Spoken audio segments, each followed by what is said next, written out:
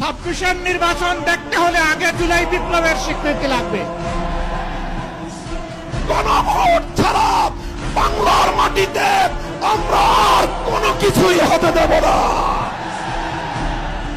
জুলাই সনদ যখন আইনি ভিত্তি পাবে তখন জাতীয় নির্বাচন আইনি ভিত্তি তৈরি হবে, নাহলে সেটা অবৈধ নির্বাচন হবে।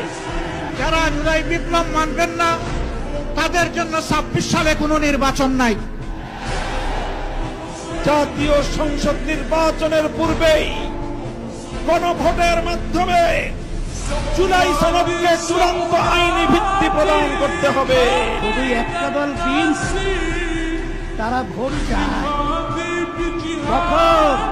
জাতীয় নির্বাচনের দিন। বাংলাদেশের মানুষ বুঝে গেছে আপনাদের উদ্দেশ্য ভালো না।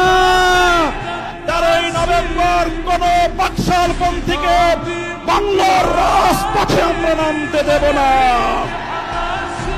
রক্ত দিয়ে যেই ফ্যাসিবাদ বিদায় করেছি, প্রয়োজনে আবার রক্তের সাগর প্রবাহিত হবে, বাংলার মাটিতে ফ্যাসিবাদ ফিরে আসবে না।